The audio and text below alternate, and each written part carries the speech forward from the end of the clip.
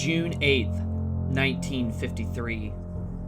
An event that the National Weather Service themselves call one of the nation's most devastating natural disasters occurred. One that was called exceptionally violent, one that injured almost 1,000 people and killed over 100. It was the last F5 tornado to date that has killed over 100 people. This tornado, part of an outbreak, one that was spawned during one of the nation's very worst tornado years ever, was declared the worst natural disaster to strike the entire state of Michigan in the entire 20th century. Today, I am going to talk about the 1953 Flint-Beecher F5 tornado, the outbreak that spawned it, the area it hit that resulted in it being so violent, and what kind of devastation it left behind that earned it such an infamous reputation.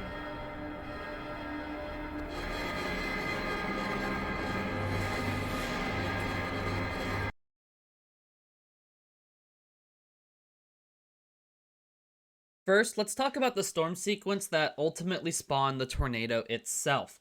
Now, first, many of you have probably seen this image on screen before. It's actually a pretty well-known tornado image. Now, this is not the Flint-Beecher tornado, but rather another that was spawned by the same outbreak, an F4 tornado that struck Erie, Michigan. The outbreak itself, both today and back then, is described as extremely devastating and deadly. It dropped 2 tornadoes that resulted in 90 or more deaths each, the Flint-Beecher being one of them, the other struck in Massachusetts the next day. Both of these were spawned by the same storm system. Today, though, we'll be keeping our focus on the Flint-Beecher tornado. The storm that would leave all this devastation came about after a low-pressure system formed over northwestern Mexico, which then began to steadily move northeastward-ish towards and into the Great Plains. Then, on June 7th, it had reached southwestern Nebraska. A cold front was also extending into the northwest Colorado area, and a dry line, the boundary that actually separates dry air and a humid air mass, was extended south into Texas. A warm front also extended east to northeast close to the Omaha area. June 8th was going to be a bad day as this was developing. On that day alone, there would be several tornadoes that brewed from the atmospheric concoction that was developing on the 7th. June 8th would see several tornadoes drop, including the Flint-Beecher tornado and a waterspout that spanned over Lake Erie. So the earlier mentioned warm front began shifting, moving from the Omaha area over towards and into southwestern Indiana. Across the Midwest and Great Plains areas, such as Kansas, Nebraska, and so on, temperatures in the afternoon of June 6th were in the upper 70s, even up into the 90s, and these measurements are in Fahrenheit. At the same time, dew points were in the 60s to 70s. Conditions continued to develop, and the environment just started to become perfect for the development of severe weather. Possibly, the first tornado of the outbreak was an F1 that struck on June 7th at 1900-ish hours near Moreland, Kansas. The first tornadoes of the outbreak occurred during the overnight hours of the 7th. The June 7th event of the outbreak has a list of 34 tornadoes, none stronger than an F3. June 8th, however, would be a whole other story. There were 12 tornadoes on that day, 2 of them F4s, and one of them was the F5 we are about to cover. The bomb was really about to go off. June 7th was just the fuse being ignited. June 8th would be when it burned down to the stick of dynamite, and everything exploded.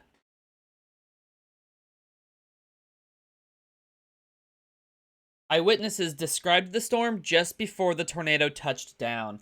They described the storm as producing constant lightning. The exact quote I saw was, "I was the only member of the news staff in the newsroom. The police radio carried a warning that a tornado had been sighted near Monroe and Milford and was heading for Flint.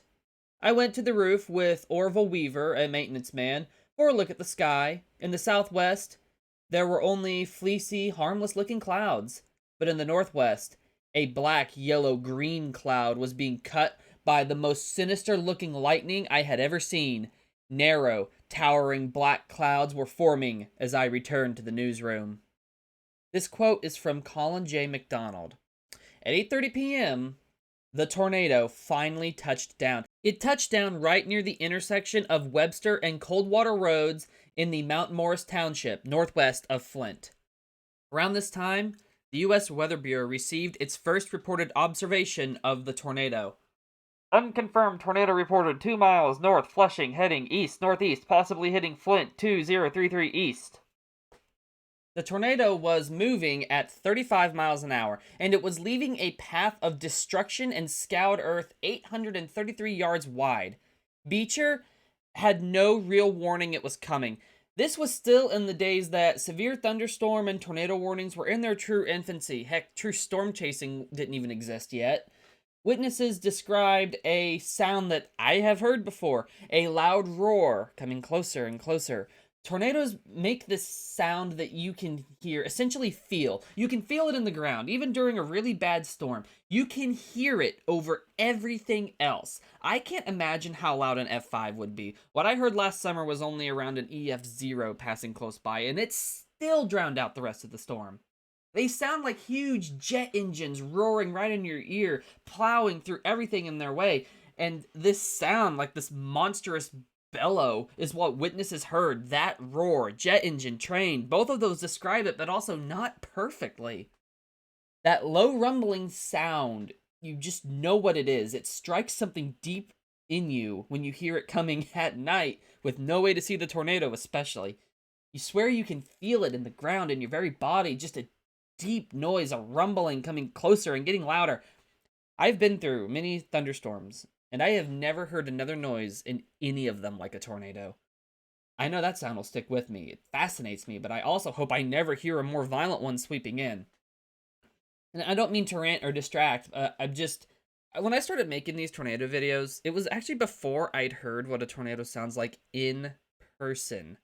I was just as fascinated and captivated then as I am now, but now that I have heard one, it just gives me a completely different perspective on these events. I know that fear of hiding in the safest room possible and listening to that roar coming closer and closer, hearing it getting louder. I can't understand the fear of an EF5 bearing down on me, but I have an idea now after hearing it coming at me in person this last summer. And I'm not comparing my experience to anyone else's. I know I was incredibly lucky, and it missed, and it was just a weak tornado. Again, it had to just be an EF0. I will never say my experience was up there with people in the path of a tornado like this, because it wasn't. But I have a whole different perspective on this part of these stories now that I've been there. James Whaley heard that same roar too, no doubt an even louder and scarier version to what I heard last May. He said, "We were watching television, and we heard this roar. We headed for the basement, and everyone made it but me. The next thing I remember, I was pushing lumber aside and trying to stand up." 19-year-old Fred Warner also described hearing a rumble as the tornado hit a gas station he was sheltering in.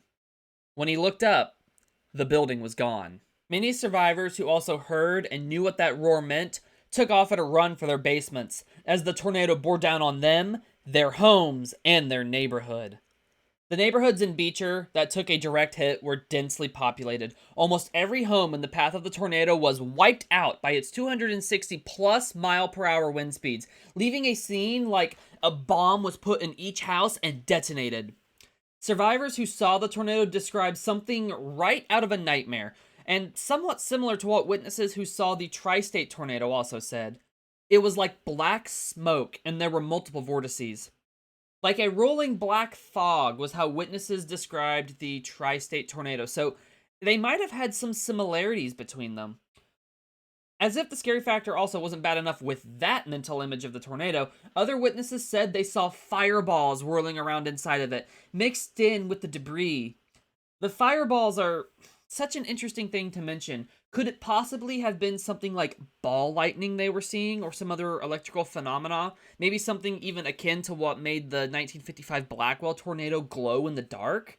I just gotta say that ball lightning, or maybe some other weird form of St. Elmo's fire, forming inside and whirling around the tornado like that, is such an interesting possibility. It would be very interesting if it was able to form inside the tornado like that.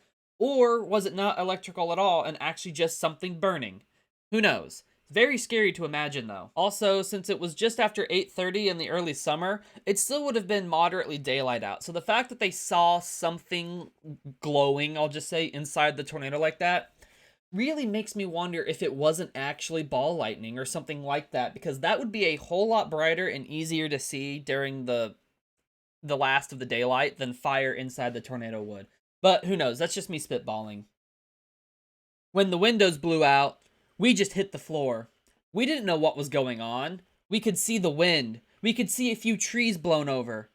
That was the last conscious moment, lying next to her on the living room floor. Leonard Brush, who was at his girlfriend's house at the time the tornado hit, said, "After the violent, whirling, smoky tornado left Beecher, it followed a east-northeastward track, staying south of the Flint River, tearing apart farms, leaving fatalities, mangled farm equipment, and destroyed homes in its wake. The rural communities Genesee, Richfield Center, and Columbiaville were all hit. The tornado was on the ground for 18.6 miles and finally dissipated north of Lapeer near Five Lakes Road, the final debris raining down from the sky after it died." The storm was not done, however. Only minutes later, another tornado dropped almost exactly where the F5 died. It became an F4, and it continued the path, tearing a route all the way over to Lake Huron. By the time it was all done, it was the 10th deadliest tornado in U.S. history.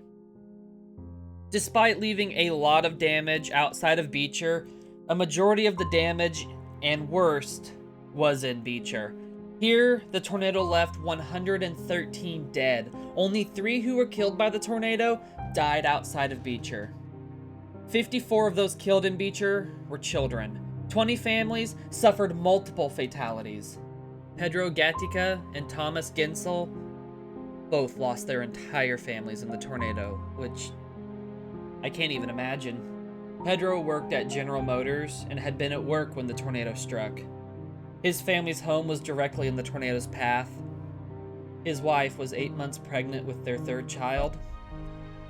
She, his other 2 children, and a niece who were living with them all died when the tornado destroyed their home.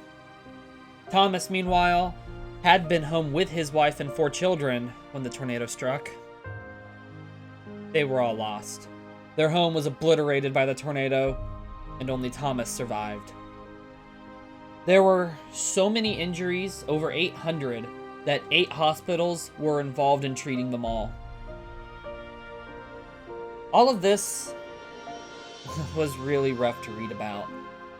You know, I saw before I started doing the research and putting the script for this video together that this tornado had a reputation for being just incredibly violent and devastating, and it has more than lived up to what even I was expecting when I first started doing my research about it. I think this one, not to compare the disasters at all, of course, but I think this one has, to me, been the roughest emotionally to actually research about. The tornado also passed close to the North Flint Drive-In Theater. People saw it coming and fled in their vehicles, many getting into crashes as chaos ensued. The theater only received very minor damage, but some people in their panic drove directly into the tornado. I almost wonder if the rodeo and hotel scene from Twisters wasn't inspired in some way by this. There are just some honestly very close similarities to this real event, especially with people panic getting into their vehicles and essentially driving into the tornado, and the one from the movie. The Beecher High School also took a direct hit as the tornado plowed over it. It was heavily damaged, but none of it was as bad as the damage in the neighborhoods of the Beecher district in Flint.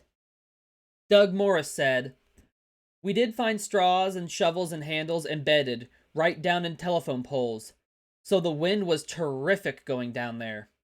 Morris also recalled a story he heard about a wagon that was picked up by the tornado and thrown into the basement of one of the town's firefighters, barely missing the entire family. Speaking of firefighters, they worked through the night to search for survivors and clear access for other responders. I'll show you this image again. As you can see, there is nothing left. The tornado swept away everything and left nothing but ruin and human suffering behind in its path of wreckage.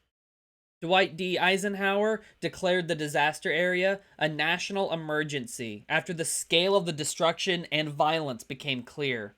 It even caused debate in the US Congress about whether recent atomic bomb testings at the time that occurred in the atmosphere had caused the tornado and the others of the outbreak or not. And that's all there really is to say. This tornado still does remain very infamous. It's and one of the worst. Like I said, it was the 10th deadliest in US history at the time, and it's another one that I'm just surprised isn't talked about more. I'm sure in the area it hit, it gets discussed more, but nationally, as far as the tornado community goes, this is another one of the F5s I don't see get brought up. It's kind of like the Smithville one. It just seems to be overlooked. And so since I'd already talked about Smithville earlier this year, I think that this one and also the very obscure but deadly and overlooked 1840 Natchez tornado were both really good ones to end the year off with. Now, the next documentary video I hope will be out in the next week or two, most likely two, and it will be quite the start to the year because I will be talking about the deadliest tornado in all of recorded human history.